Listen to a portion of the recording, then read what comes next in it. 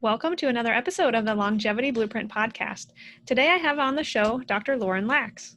She helps women work with their bodies, not against them, so that they can reach their highest potential. And as a doctor of occupational therapy, functional medicine practitioner, and a nutritionist, she specializes in gut health optimization, restoring immune and hormone imbalances, and a non-diet approach to body love and food freedom. Her work is inspired by her 20 years of personal and clinical experience overcoming over 10 chronic conditions that almost killed her and that doctors could not solve, including gut disorders, eating disorders, autoimmune conditions, mold illness, Lyme disease, hormone and thyroid imbalances. And today she's made it her life's mission to help others do the same. Dr. Lauryn's personal story has been featured on ABC, Good Morning America, CBS, USA Today, and Women's Health, and she's the author of 8 books.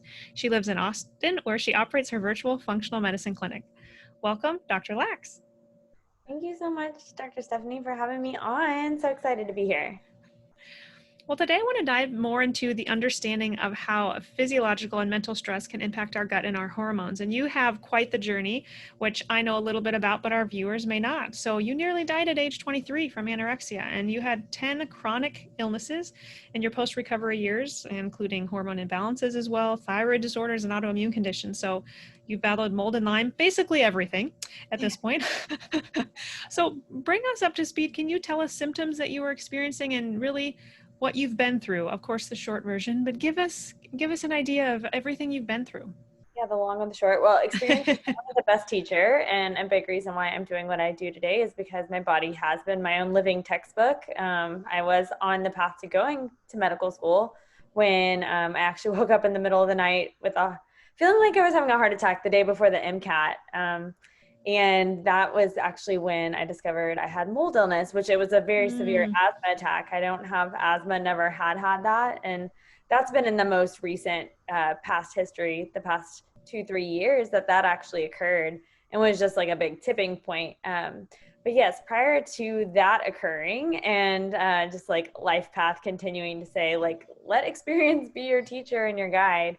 I had begun struggling from a very early age with eating disorders, anorexia in particular. It started at about age 9, and really just as an innocent diet, wanting to fit in with the other little girls, wanting Eric Arthur to like me, wanting the other little girls to be me, and just to be pretty thin and popular. And I remember standing on the playground one day and the topic of weight coming up with the popular Queen Bee, and she's saying, "Oh my gosh, you guys, I weighed myself last night and I'm 69 pounds. I'm so fat."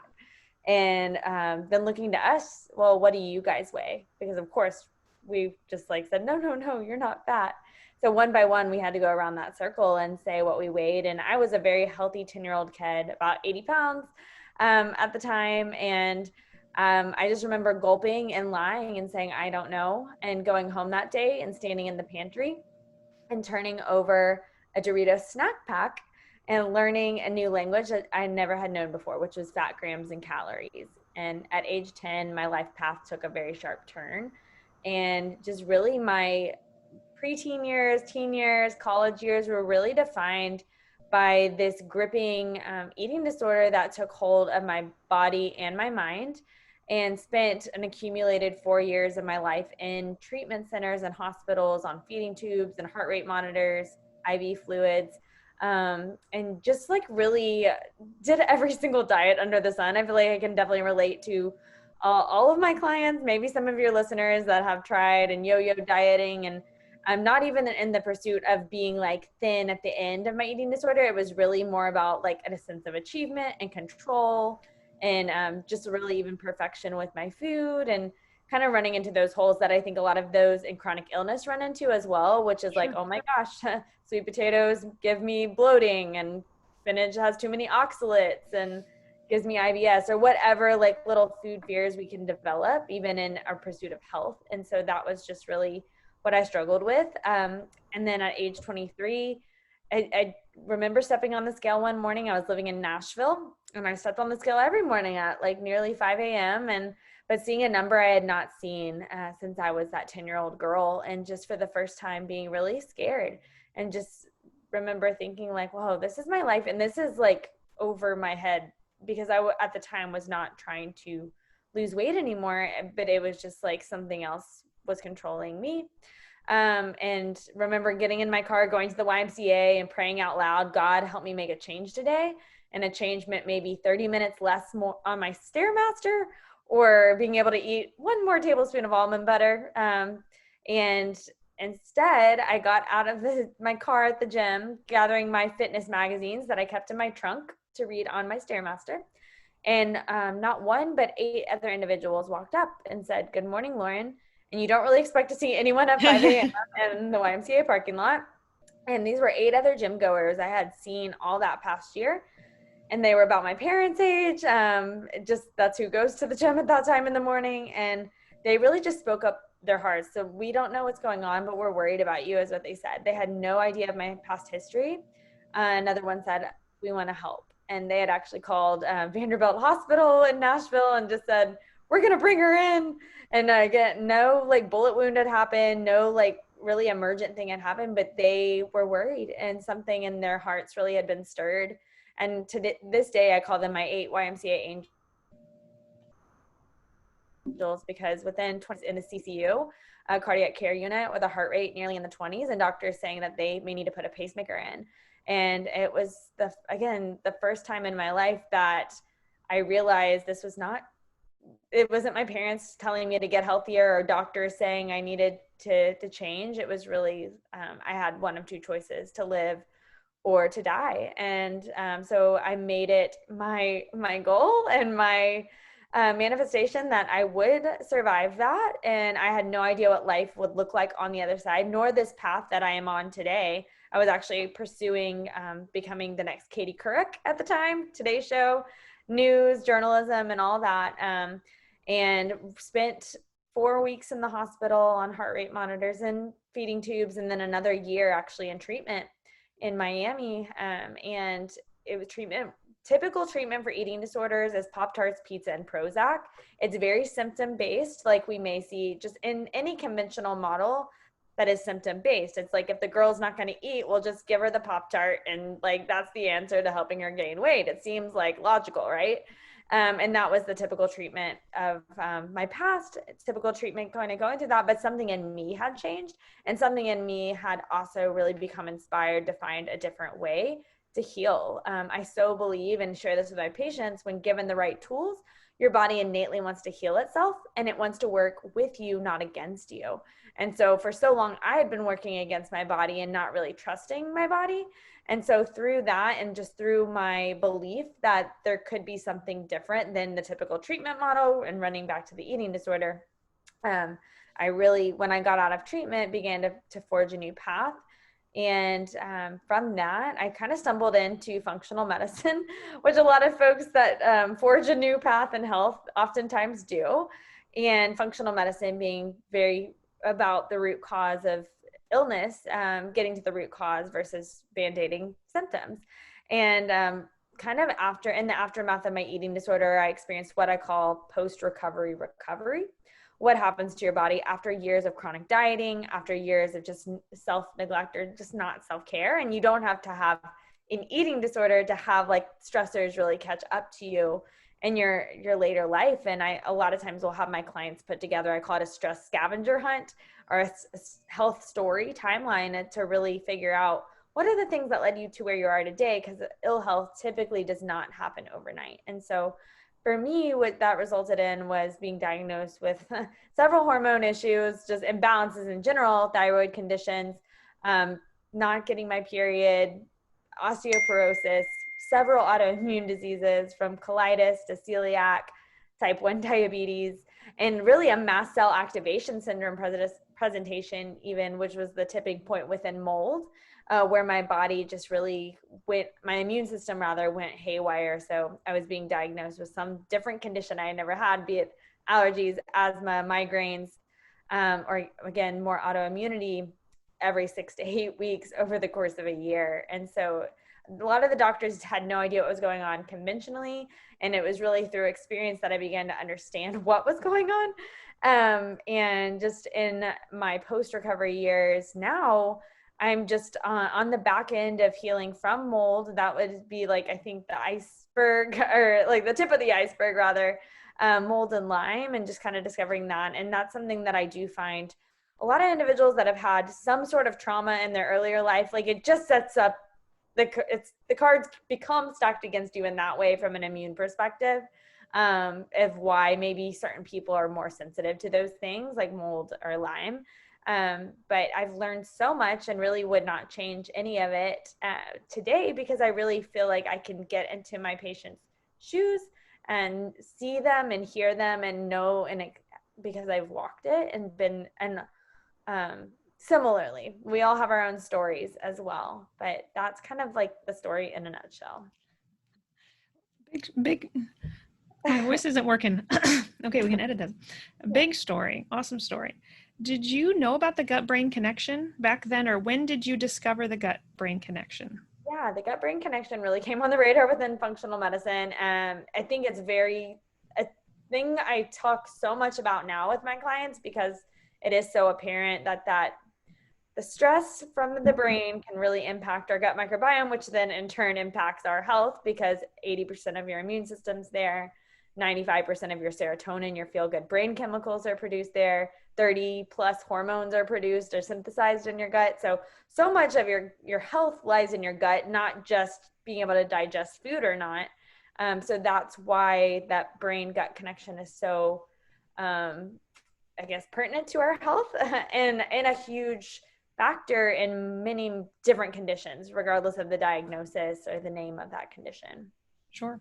It's so sad, regardless of the condition, when many individuals are never asked by their specialist what they're eating, right? Many patients come to see me highly medicated, and their doctors never once ask them what they're eating to see if how poor their nutrition may be, and that they're actually consuming inflammatory foods that are working against them, right? Compromising their body's ability to make that happy neurotransmitter serotonin. Now, I do see patients with various eating disorders, and when I bring up the concept of food sensitivity testing to them, sometimes they shut down a bit, because they think, oh no, now she's going to restrict me even more. And so I don't want to do that test, because I don't want to be more restricted. Have you been in those shoes, or what's your response? How do you coach clients who have that response to doing food testing? Oh yeah. Well, I think food testing is just a reflection of your gut microbiome status, really. It's like what your gut bacteria can digest and absorb. For the most part, if you have autoimmunity, something like a celiac or celiac or gluten cross sensitivity reactions, which still can be very immune in nature, leaky gut in nature, it's still a reflection of what's going on in your gut. But like for a person that is really sensitive to those foods, having them again is probably not going to be helpful to them feeling well. But say like apples come up on your food sensitivity test, or chicken or something like that, it's typically more representative of your gut bacteria's ability to digest the certain food compounds and proteins. And Right. so like just saying it's exploratory. And I actually love to do, I call it a food swap challenge with my clients first before even diving into testing, and to just ask them, what are the top 5 foods you eat every day? And it can be anything. They don't have to be like going to McDonald's every day. It could be like I eat avocados every day, a little bit of dark chocolate, and like apples, like I said, etc. And just to list those, and then we'll do a food swap challenge where I'm just like, okay, we're gonna swap out the apple for maybe like a pear and a peach this week, and then the chocolate, maybe we'll try some white chocolate instead, just to like vary up their diet and just see if that alone can give them some insight. And maybe sometimes like when we're eating the same things repetitively, it can be a huge awakening as far as if what we're eating is impacting how we're feeling. And again, from a gut microbiota level, like just maybe we're feeding too much of a certain gut bug with certain foods, and just by like balancing out the biome with variety, a lot of times the body can tolerate things. It's all about the load, basically. Sure. The compound effect. Sure, I like that you're essentially encouraging food rotation, which is what we should be doing anyways. Yeah. And I often tell patients, if apple shows up on your food sensitivity test, it's probably not the main priority that we even need to be avoiding in the first place, right? It's probably just a secondary, tertiary reaction. Even like sometimes when chicken or almonds or something that somebody's eating commonly, when that shows up on their food testing, yes, we should take it out of the diet short term, but usually that's not the primary problem. Usually we can reintroduce that back in. And I do tell a lot of my patients who are struggling with eating disorders that doing food testing can actually be encouraging, because it can provide us a whole list of foods they can try eating also, right? So they may be worried that everything's going to show up on the test, but many times it's just a few select, food families like gluten or dairy or whatnot that are showing up, and that can actually give them a list of foods that they can try introducing. Yeah, I always like to encourage the abundance mindset, thinking what can I have versus what Yes. can I have, and just the language we use with foods instead of like elimination or can't have it. Like so I'll oftentimes call those like not right now foods if we're like experimenting with something and like I like eating that. abundant foods. Just to like cultivate the way we speak about food or Mm, speak about our health really can impact the downloads and how we approach health and our food. I like that. So 75% of women struggle with some sort of eating or body image disorder. And they also speak on how healthy diets. I'm going to repeat that question. I think I didn't write that out. uh, I may have not written it well, down right. I'll just say, so why is healthy eating killing us? Yeah. Oh, that's a good one. So I think I kind of like alluded to this just in my own story. Sometimes we can let being perfect get in the way of good and feeling good, and sometimes there's multiple layers to this answer. I would say from a first starting with gut microbiota level, healthy gut microbiota needs variety and abundance of foods and nutrients to be happy and thriving. And so sometimes in a healthy, in quotes, kind of dietary approach, we end up actually restricting a lot of different foods or food groups or like, yeah, complete food groups, and can diminish the biome or cause what we know as insufficiency dysbiosis. So a lack of healthy gut bacteria, all in efforts to be healthy. A lot of times we can run into the I guess, dilemma of being limited to only 5 to 10 foods by the end of the day, because it's like all we think we can have, all our body can tolerate, all that we train our body just to eat because we're creatures of habit. And so, in turn, that does kill the gut microbiota, because a healthy, thriving gut microbiota needs an abundance. And I think, too, just like there's so much dogma, I guess, in our society about like, we all know what foods are not good for us. Like what was that documentary with Katie Couric? I forget it off the top of my head, the name of it. Fed Up, I guess, where we Oh, talk about like the obesity epidemic is so common. I love the line where she's like, little did I know that in the 1980s, I'd be reporting on this epidemic my whole career. And so that has been definitely in the mainstream. We know 1 in 3 Americans at least are obese. That number continues to go up. Same thing with kids, 1 in 5. But we don't really talk about like the other side of the coin, which would be just ultra restriction or just getting in this disordered eating mentality. You don't have to have an eating disorder to have an unhealthy relationship with food. And so where we can get into these little dogmas for ourselves, whether it's like, okay, I'm on the keto diet and then carbs, we become super anti-carb and feeling like it's an identity loss if we are to even think about eating a sweet potato. Or same thing with like calling ourselves actually our diet. Your identity is not that you are a vegan, a vegetarian, paleo. That's not who you are. It's right. perhaps the diet you adopt, but we adopt this identity. And I think it can embody beyond what we're putting in our mouth, just a greater mentality component to that, and just stress in general around food. That does, like, stress kills in general. So stress is the Yeah. antidote to good health. And one of my favorite studies out of the University of Texas, it was a pleasure study, like on food pleasure, vitamin P pleasure. And they took a group and gave them 2 groups milkshakes. One of them was told it was a sensible milkshake, and that it was like, I guess, low in calories, really good for them. The other group was told to just like plain out, like just enjoy it.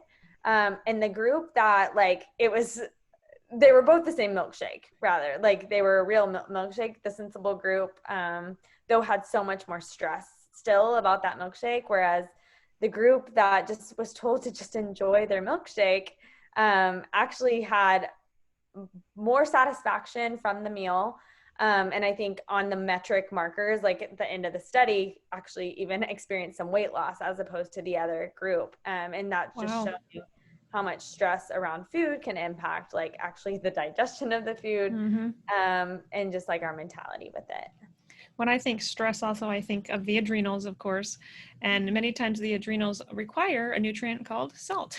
And I think sometimes the danger, as far as why healthy eating can be killing us, is that we're then robbing our body of sodium. I had a patient today who had literally came in with low sodium. And I've been there myself. I had really low blood pressure. And I needed to actually add high quality Himalayan or Celtic sea salt to my diet. So sometimes I think we eat so healthy, we're restricting what we really need. Our body, our adrenals need salts, especially to handle the stressors that do come along in life. So I think that's another way that healthy eating can be killing us, because we're not consuming some of those even minerals that we need. Exactly. And I think too, just becoming disconnected with how we feel, we turn into like, just give me the food list and like, what should I eat, as opposed to like being able to understand and relay the signals your body's actually signaling to you.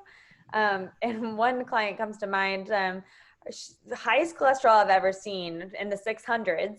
And that after being on a diet that was just not fit for her, but she was told that was like, I mean, it's super fat like right now, which is carnivore. It was just not a good fit for her. And a lot of why, I mean, she kind of was feeling better on it, but what we discovered is she just had a lot of dysbiosis. And so that's why, like, when we actually cleaned up the gut and helped her with being able to absorb and digest like all foods, again, some carbs that were maybe not making her gut feel super well, it's just like she came into balance, and her body was definitely speaking, but she was just not really able to like listen because she was just very fixated on following a rule book. Yeah, I think all these diets that, whatever we want to call them, I don't even want to call it a lifestyle, because sometimes it is really just a diet fad that someone's participating in to try to help themselves also, right? They're doing it for the right reason. They're trying to help themselves. I wonder what will show long-term research-wise, right? With someone who is on a carnivore diet, like, some people probably respond well to that because they are avoiding the other inflammatory foods, but because they are resting their gut in a way, right? But I think you alluded to a big factor. The microbiome is just messed up or jacked up. So patients do well short term on those diets, but I think long term, when we see the research of some of these experimental diet fads, crazes, whatever, I think we'll see that they're not a good fit long term, because then the patients are left nutritionally starved, of course. Yeah, I So, mean, I agree. Yeah. what is intuitive and mindful eating? So how do we do that? I know it's easier said than done. So how do you advise your clients on that? Yeah, I think both of these, they're terms that get used interchangeably, and they're actually different. So intuitive eating being like really what you're born knowing how to eat. Like as a baby, you knew when you're hungry, you cried, and you knew when you were full, like you turned your head away, you were done like with milk when you were satisfied. And the mindful eating is really eating with intention and awareness to how we're nourishing ourselves, both in the act of eating as well as being mindful of like how we're nourishing ourselves throughout the day. For example, in my recovery from my eating disorder, I didn't always feel hungry because my signals, I was very used to not eating in my eating disorder. And so I had to use mindful eating to begin to retrain my body for being able to properly nourish myself. And I think, again, you don't have to have gone through an eating disorder to practice mindful eating. It can be as simple as like eating undistracted, eating not looking at screens or scrolling through your phone, or I mean, even just like slowing down, not eating on the go, chewing your food, and just being mindful of like the taste, the smells, and like the nourishment of food, and that ritual can provide. And I mean, in doing so, we also like just really optimize like your your digestion skyrockets through the practice of mindful eating, because you're getting in a more parasympathetic state. And intuitive eating, again, like not to be discounted, that's something we can definitely attain. I think it's something that a lot of individuals struggle to really understand what their body's saying, because there's so many confusing signals from whether we've been dieting or eating based on a rule book, or like the opposite of just eating whatever, where we've trained a gut microbiome to crave foods that we're actually like either intolerant to, or that feed or feast, that these like, whether there's pathogenic or dysbiotic bacteria, can feast upon telling you to be intuitive, or that you're being into, I guess, just daily eating the Ben and Jerry's or whatever it is. I think if you're being intuitive, like a really good marker of that is like balance and like your body just speaking like in variety for one, because that's what a healthy balanced body desires, as well as just like one day eating the steak, one day eating the salad. Like your body does have that yin and yang where it really, when we are in full balance, is going to ask for those things. I think it's too, like people have probably experienced that intuitive eating, say when you're sick, for example, like, and you're really not craving to eat a lot of food, like maybe you're craving more broths, like that, you are listening to your body because that's what your body is like wanting to digest. Or even like seasonal, we can become intuitive, like in the winter months perhaps you want more stews and soups, as opposed to the summer months where you're wanting like a lot of the fresh produce that is like growing actually in the wild. Your body is still fighting to be intuitive despite like having food access to both soups and fresh produce at all times of year. You keep speaking to these signals, so I want to talk about, I can never pronounce them, but ghrelin and leptin resistance, and kind of talk about those two signals. Yeah, so I think they're like pretty new and evolving, I think, in research. Like I think it's only been maybe 20, 30 years that we've known about these hormones. Ghrelin being your hunger hormone. So if you have ghrelin resistance, you're resistant. You really like can continue to be hungry. And then with leptin, that being your fullness hormone. And so I think both of those can get just really hijacked and we can get really confused on our signals, like hunger and fullness, based a lot upon our gut microbiome. And what like research shows is a healthier, balanced gut microbiome will balance out these two. So yeah, I think just like the hunger fullness signals in general, a lot of us are super disconnected with, just based upon our history with dieting or how we grew up, even like being example, like rewarded with food, like if you made an A on your report card or something like that. But like a key way of circumventing that resistance is, again, focusing on a healthy microbiome and doing so with either like your practitioner that you're working with, or just like really optimizing digestion from digestive enzymes, stomach acid, chewing your food, some of the mindful eating practices we're talking about. Sure. So mold is very common, unfortunately, and that's something that you have been exposed to and suffered with. So do you want to share, you already shared a little bit of some of the symptoms that you had, the pseudo asthma attack in the middle of the night. What other symptoms did you have, and how did you go about finding out that mold was the culprit? So great question. Symptoms, I guess it was like a slow build. Like you don't really, I didn't know I was living in mold. And a lot of people, I would say one and two buildings they say are water damaged mold buildings. So a lot of your listeners could be living in it as well. It really just depends on like your threshold, your ability, your detox pathways. But I think everyone will be impacted by mold to some degree. We just don't really always realize it. So sinus congestion, allergies, even seasonal allergies, increased food sensitivities, gut problems that don't seem to go away, headaches, brain fog, fatigue. Like a lot of these symptoms can be like lumped into so many different things. I mean, like hormone imbalances, like you see a lot of as well. Hormones are a huge part of mold, though, too, can be influenced by these mold spores and mold fungi building up in the body is really what's happening. And it's just all about like toxic load. So daily, like we're being inundated by toxins in general in our environment. So if you're living in it and it just continues to accumulate or go unaddressed, it's just more load to the body. And so I was living in a pretty new build. It was less than 10 years old at the time, just renting. And the mold was actually in the HVAC system, like completely blacked out. It's not something that I, as a tenant, really ever checked until I had a mold test done there. And then we had a leak, a sidewall, and our sidewall from Hurricane Harvey. I live in Austin, but we had gotten a ton of flooding rain from that during that time. And again, as a tenant, I didn't really know how to maintain a home, but I think through proper home maintenance, what you would do if you typically had a leak is you want to fix it in the first 24 hours if you recognize it. And a lot of times leaks can just go unaddressed or unseen, whether it's under the sink or in the walls or even in a new construction build. So I recently was about to go under contract for a home here in Austin and came back with toxic black mold. And it's, again, brand new off the boat, fresh off the boat house. And so what happens oftentimes in these new builds is like the wood gets wet during building and construction, and they just continue to build with it when it rains or pours. And so that is very common. But kind of like with those symptoms, the straw that broke the camel's back was that asthma attack.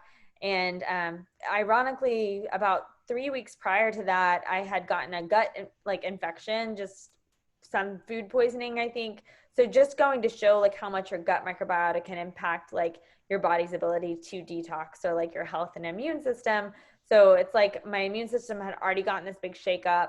We had turned on the air condition for the spring, and that was the night that I got the attack. So it was circulating some more of those spores in the air.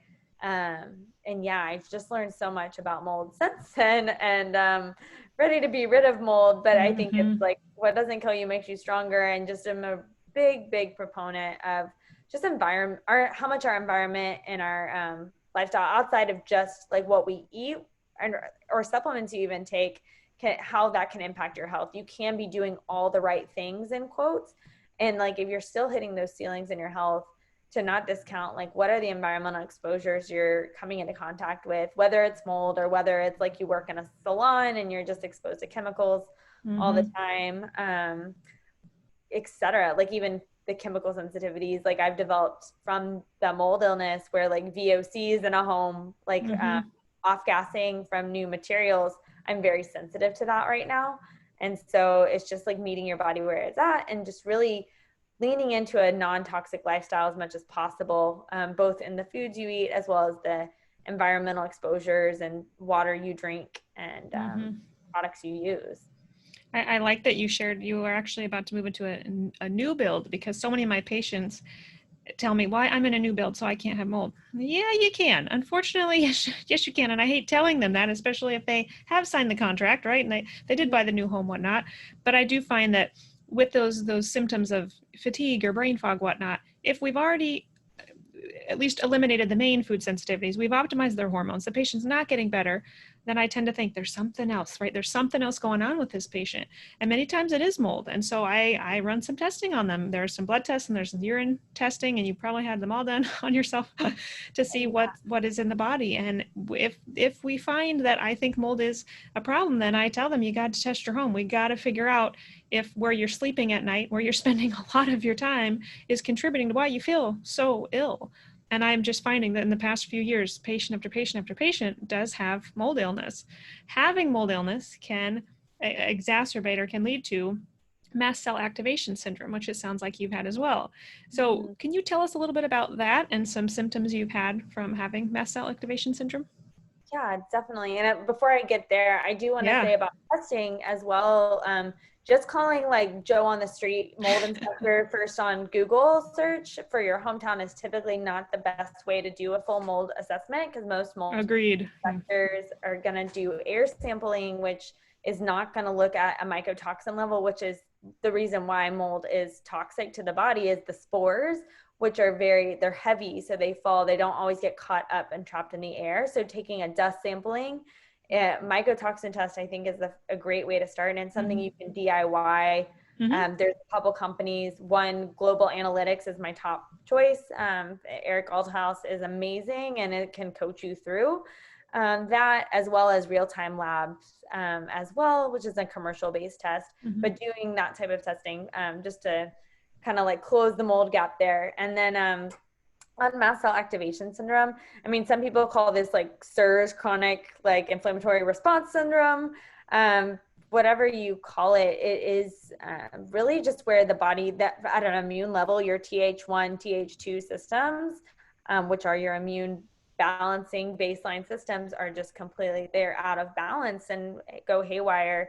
And the way that it presents for the individual experiencing it is like a roller coaster in your body, because you are just like, you become very sensitive to sometimes the things that like you even could have tolerated maybe like a week earlier, where I would be eating, say, like, I remember a day I was eating butternut squash and my blood sugar went from 80 to 160 back to 80 within a 30-minute time span. And like, that's just a really large jump. It's like on ramp and then a dip and hypoglycemia. That was one way like it played out. The next week, I took a supplement to help with my adrenal glands I had taken prior, just like ashwagandha. And my body completely, my brain freaked out where I got chronic migraines. It's like I was having reactions to foods and supplements in my environment exposures as well, just that chemical sensitivity where I'd go into, like, say, a new build construction home to just look at it to maybe buy it, and I couldn't even like tolerate and stand in there or be in a salon getting a pedicure that I had been to typically, and just like had to leave because my body just starts freaking out or like my airways start closing.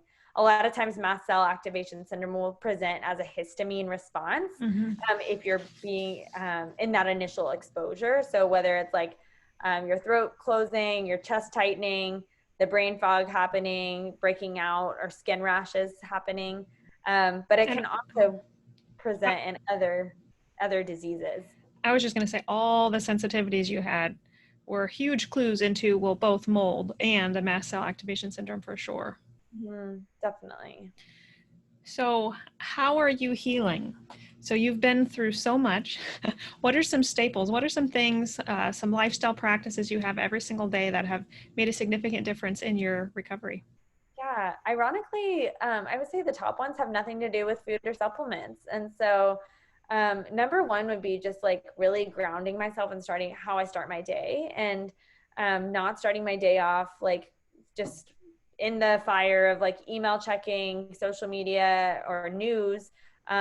Prior to all of like my mast cell activation syndrome, like as an entrepreneur, I was very much like just working.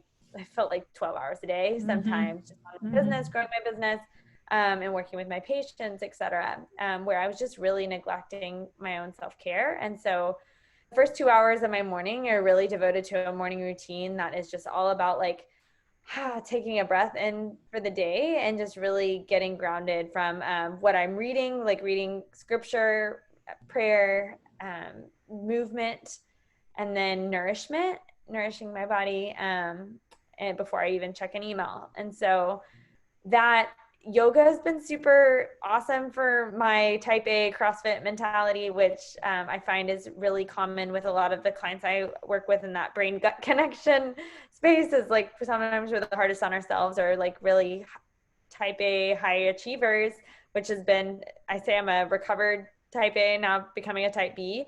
But yoga has been super awesome. And I even do power yoga, which is like still not like the yin yoga, but like for me, it was just like really taking a break from the go, go, go, and like even overtraining I had been doing prior to a stressed out state as well from my eating disorder days.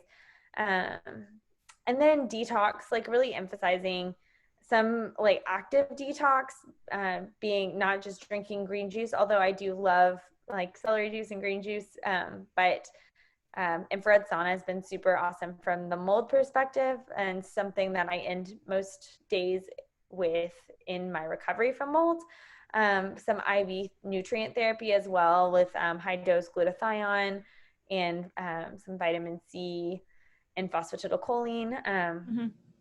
So IV infusions, and then just like really leaning into that like varied diet and gut microbiome, believe it or not, and something that I don't think is discussed enough within the mold world, just because there's such an emphasis on like taking a lot of binders and kind of even like in a dysbiotic world, like killing the pathogens, as opposed to like how can you like love your gut bug army, because that army is what's going to fight for you. And so literally loving my gut, and doing so with probiotics, short chain fatty acids, and like reintroducing fermented foods now that my body is not so histamine sensitive. There was a time where I was sensitive to histamine foods, and I've recovered that ability to be able to eat those foods again. That's encouraging to hear. That's wonderful. So what's your absolute top longevity tip? Oh, that's such a great question too. You probably already mentioned it. You can repeat something you said. I would say just spark joy. Like what is something daily that you like?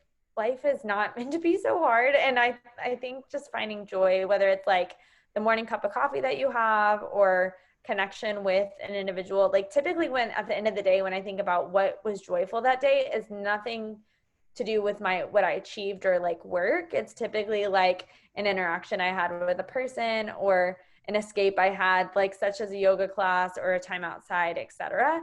And so I think the more we can lean into those spark joys, that the more just like freedom that does come with that. Love that. Love that. Do you have any special gift or promotion for the listeners? 100%. So I love my 3-day gut reset cleanse, which is on my website, drlauryn.com, drlauryn.com. And that word cleanse really being more about refreshment for your body, not about restriction. And so I think if your listeners download that, they'll be surprised to see that they won't be starving. Wonderful. Well, thank you so much for coming on the show and sharing your incredible story with our listeners and just being a true beacon of hope to those who have struggled with similar challenges. So thank you again. Thank you so much, Dr. Stephanie. Fun to be here.